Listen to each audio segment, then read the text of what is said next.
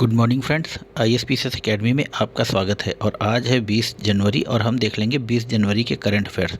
इससे पहले कि हम स्टार्ट करें, यदि आप चैनल पर नए हैं तो चैनल जरूर सब्सक्राइब कीजिए। और यहाँ पे पहला क्वेश्चन कह रहा है कि हाल ही में उत्तर प्रदेश के किस ज़िले में AK 203 राइफ़ल का निर्माण शुरू हुआ है? तो ऑप्शन ए है अमेठी, ऑप्शन बी है कानपुर, ऑप्शन सी है प्रयागराज और ऑप्शन डी है प्रतापगढ़। तो यहाँ पर जो सही आंसर हो जाएगा वो है अमेठी, जो कि रायबरेली के पास में है। चलिए नेक्स्ट क्वेश्चन देखेंगे। हाल ही में किसे उपराष्ट्रीय सुरक्षा सलाहकार नियुक्त किया गया है? तो ऑप्शन ए है पंकज सरन, ऑप्शन बी है राजेंद्र खन्ना, ऑप्शन सी है पंकज कुमार सिंह और ऑप्शन डी है इनमें से कोई नहीं। तो जो सही आंसर है वो है पंकज कुमार सिंह। और ए और बी भी उप राष्ट्रीय सुरक्षा सलाहकार हैं, बट ये पहले से नियुक्त थे और इनकी नियुक्ति आज ही हुई है। तो चलिए नेक्स्ट क्वेश्चन की ओर बढ़ेंगे। और मित्रों, निरंतर अभ्यास करते रहें, क्योंकि निरंतर अभ्यास ही सफलता की कुंजी है। 3 नंबर क्वेश्चन कह रहा है कि भारत अंतर्राष्ट्रीय विज्ञान महोत्सव कहाँ पर आयोजित किया जा रहा है? तो यह किया जा रहा है, ऑप्शन ए है इंदौर में, ऑप्शन बी है भोपाल में, ऑप्शन सी है जबलपुर में और ऑप्शन डी है इनमें से कोई नहीं। और ये वह वाली विज्ञान कांग्रेस नहीं है, 108वीं विज्ञान कांग्रेस नहीं, बल्कि ये भारत अंतर्राष्ट्रीय विज्ञान महोत्सव है। तो जो इसका आयोजन है वो है भोपाल में, ऑप्शन बी। चलिए नेक्स्ट क्वेश्चन की ओर बढ़ेंगे। हाल ही में चर्चा में रहे लेपर्ड टैंक, यहाँ पर टैंक होगा ना कि टैंक, एक और बिंदी होगी, एक और मात्रा, टैंक किस देश से संबंधित है? तो ऑप्शन ए है यूक्रेन, ऑप्शन बी है रूस, ऑप्शन सी है भारत और ऑप्शन डी है जर्मनी। तो जो सही आंसर है वह है ऑप्शन डी, जर्मनी से संबंधित है। और जर्मनी यूक्रेन को यह जो लेपर्ड टैंक है वो देने जा रहा है।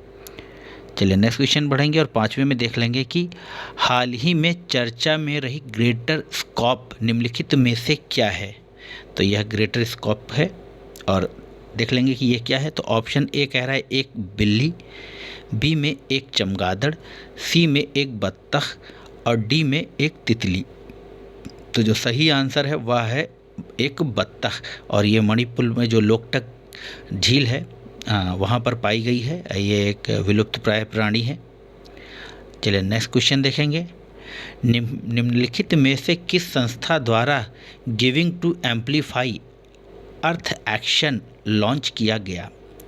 तो ऑप्शन ए है WHO, ऑप्शन बी है नीति आयोग, ऑप्शन सी है वर्ल्ड इकोनॉमिक फोरम और ऑप्शन डी है वर्ल्ड ट्रेड ऑर्गेनाइजेशन यानी कि WTO। तो जिसका सही आंसर है वो है वर्ल्ड इकोनॉमिक फोरम के द्वारा giving to amplify earth action launch किया गया है। और ये 2050 तक धरती को नेट जीरो कार्बन एमिशन के लक्ष्य को प्राप्त करने के लिए चलाई गई एक प्रकार की मुहिम है। तो ये बहुत ही इम्पोर्टेंट भी है, आप इस पर ज़रूर ध्यान लगाइए या इसको कहीं पे आप अपनी कॉपी में नोट कर लीजिए। चलिए नेक्स्ट क्वेश्चन की ओर बढ़ेंगे। कभी कभी समाचारों में देखा जाने वाला बेल्ट एंड रोड इनिशिएटिव का उल्लेख किसके संदर्भ में किया जाता है?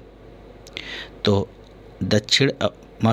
अफ्रीकी संघ ऑप्शन ए में, बी में है ब्राज़ील, सी में है यूरोपीय संघ और डी में है चीन। तो यह UPSC का 2016 का आया हुआ क्वेश्चन है। तो जो इसका सही आंसर है वह है डी, चीन बेल्ट एंड रोड इनिशिएटिव करके एक परियोजना चला रहा है। चलिए नेक्स्ट क्वेश्चन की ओर बढ़ेंगे। हाल ही में चर्चा में रही एटलिन जल विद्युत परियोजना किस प्रदेश में स्थित है? तो चलिए देख लेंगे। ऑप्शन ए कह रहा है अरुणाचल प्रदेश, ऑप्शन बी कह रहा है मिजोरम, ऑप्शन सी कह रहा है मेघालय और ऑप्शन डी कह रहा है असम। तो जो इसका सही आंसर होगा वो होगा अरुणाचल प्रदेश। चलिए नेक्स्ट क्वेश्चन की ओर बढ़ेंगे और नेक्स्ट क्वेश्चन कह रहा है कि हाल ही में चर्चा में रही दिर और टाइगर नदी किसकी सहायक नदियां हैं?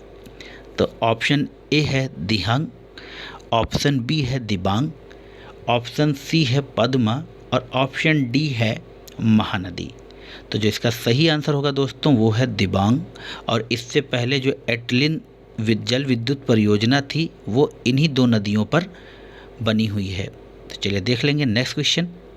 इस क्वेश्चन को आप जब नेक्स्ट क्वेश्चन देखेंगे तो आपको पता चलेगा कि मैंने इस क्वेश्चन को क्यों शामिल किया है।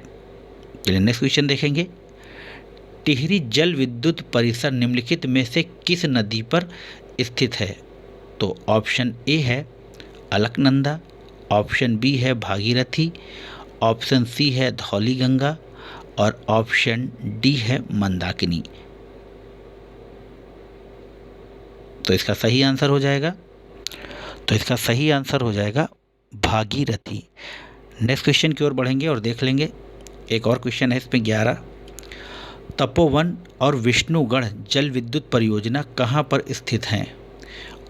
ऑप्शन ए है मध्य प्रदेश, ऑप्शन बी है उत्तर प्रदेश, ऑप्शन सी है उत्तराखंड और ऑप्शन डी है राजस्थान। तो जिसका सही आंसर होगा वह है ऑप्शन सी उत्तराखंड। और इस तरह के प्रश्नों को शामिल करने का मतलब ये है कि इस तरह की जल विद्युत परियोजनाएं जो आपके स्टैटिक पोर्शन में है उस तरह से आपसे किसी भी एग्ज़ाम में दोबारा रिपीट करके पूछ सकते हैं। तो मित्रों यह थे कुल 11 महत्वपूर्ण करंट अफेयर्स के प्रश्न।